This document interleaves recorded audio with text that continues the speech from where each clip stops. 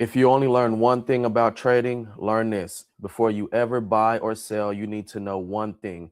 Which direction is the market moving? That's called the trend. A trend is simply the direction the market is moving. There are only three types of markets: an uptrend, a downtrend, a sideways market. An uptrend happens when buyers are in control. Price keeps making higher highs and higher lows. Imagine walking up a staircase. Every step takes you higher. That's what an uptrend looks like. A downtrend is the opposite. Sellers are in control. Price keeps making lower highs and lower lows. Imagine walking down those same stairs. Then there's a sideways market. Price isn't really going anywhere.